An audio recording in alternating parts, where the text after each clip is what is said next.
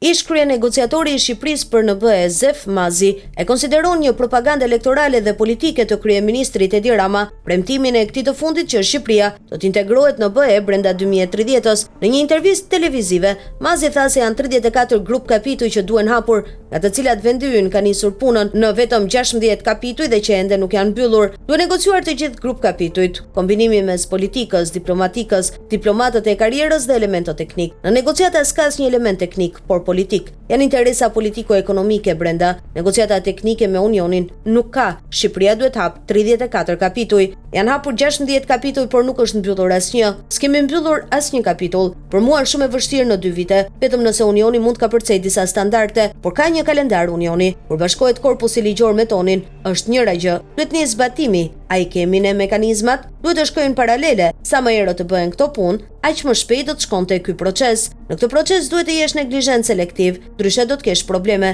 Unioni është i lidhur me shtetin. Kur Shqipëria negocionte me NATO-n, ishte PD-ja në pushtet. Kur ulën në tavolinën e NATO-s, si ishte shkruar PD e Shqipërisë, njëjtë do ndodh dhe me procesin, s'do të shkruhet PS, nëse nuk shkon paralele, pavarësisht rotacioneve politike, do të vuajmë më shumë. E rëndësishme është që Shqipëria është në këtë rrugë, por jemi në fushat zgjedhjesh dhe thuhen gjëra për efekt propagande dhe politike, u shpreh ish kryenegociatori Mazi. I pyetur se pse u tërhoq nga posti i kryenegociatorit, Mazi la të kuptohet për një përplasje mes tij dhe Ramës mbi mënyrën e konceptimit të procesit integrues të Shqipërisë në BE.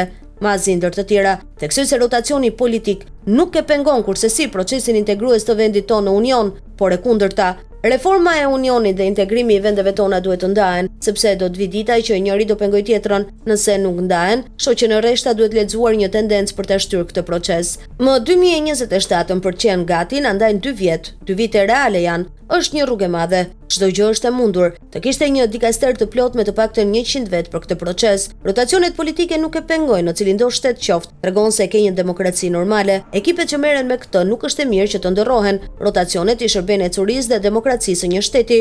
Ti që ka një kryenegociatore por s'di se çka bër, por në funksionin që ka, nuk di ç'të them. Është një proces i gjatë dhe kërkon impenjim të madh politik, diplomatik dhe familjar. Kur u hapën negociatat, ishte e qartë që perceptimi im për këtë punë dhe i kryeministrit Rama kishin paralele dhe nuk puqeshin. Ishte momenti të largohesha dhe kisha mbushur moshën për një pension, theksoi ish kryenegociatori.